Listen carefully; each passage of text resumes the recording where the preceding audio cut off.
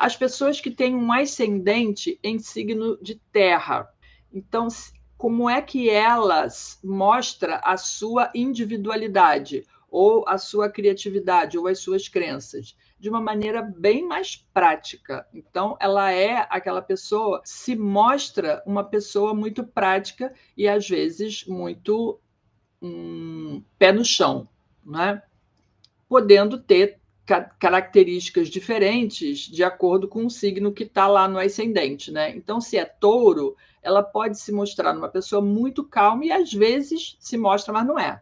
Então, bota lá um ascendente em touro, mas um sol em Áries, né? Ou um sol em leão, um sol em Sagitário, e ela é uma pessoa agitada, mas parece calma. Ou tem um sol em aquário, é uma pessoa ansiosa, mas se mostra altamente calma.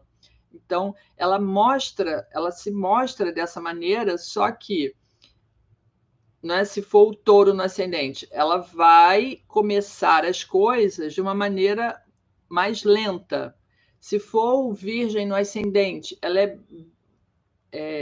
os signos de terra, em geral, né, se mostram mais recatados, mais com o pé atrás, não entram de cabeça em qualquer coisa. Só vão começar alguma coisa se eles já tiverem se preparado para isso, ou se já tiver certeza que aquilo vai dar certo. E aí, se a pessoa tem ascendente em signo de terra, as casas da matéria vão estar em signos de ar, não é? Porque depois da terra vem o ar. Então, como é que as pessoas com ascendente em terra lidam com as questões materiais? De uma forma muito racional, porque elas têm ar nas casas da matéria. Então, lidam com as questões do mundo físico material, de posses, de ganhar dinheiro, de fazer dinheiro, de gastar dinheiro no seu cotidiano, no o meio do trabalho, né? Seu meio ambiente de trabalho, na carreira, elas são muito racionais e lidam, talvez até com muita inteligência, né, tem bastante inteligência para lidar com esses assuntos. E aí vai depender do signo que está na cúspide de cada uma dessas casas. Mas de uma maneira racional e normalmente equilibrada, elas vão lidar com essas questões materiais, né? Casas 2, 6 e 10. O que precisa prestar atenção? Por exemplo, se a pessoa tem os signos de ar na casa 2 e lá na casa 10 tem gêmeos, isso é só uma informação aleatória aqui, mas a pessoa tem gêmeos lá na casa 10, ela pode tratar no seu ambiente de trabalho, lá naquele ambiente de casa 10, onde existe uma certa hierarquia, ela vai tratar todo mundo igual. Então, é aquela pessoa que chega para o presidente da empresa: e aí, camarada, tudo bem com você? Como é que tá?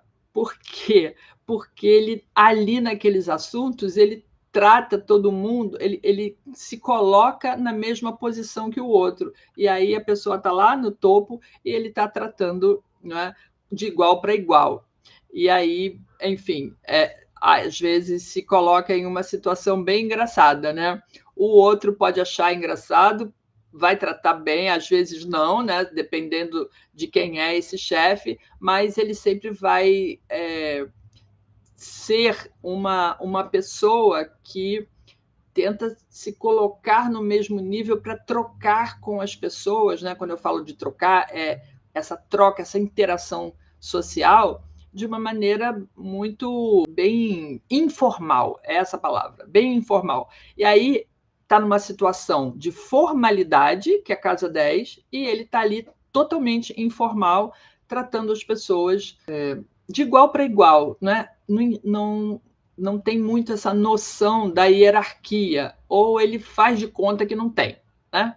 Então, essas pessoas com ascendente em terra, elas vão ter as casas de relacionamento, né? Casas 3, 7 e 11, em signos de água.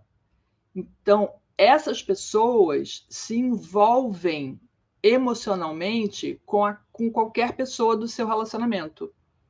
Ou seja, né, com as pessoas de casa 3, com as pessoas de casa 7, os parceiros, né, ou qualquer encontro social, e lá na casa 11, porque tem signos de água. Então, ela coloca a sua emoção, ela é mais emocional, ela é mais calorosa, ela é mais amorosa quando ela está nessas situações de relacionamento, de casas 3, 7 e 11. E daí, né, vai ser de acordo com o signo que tiver ali, não é? Como é que eu estou falando? Você precisa encontrar um ponto de equilíbrio.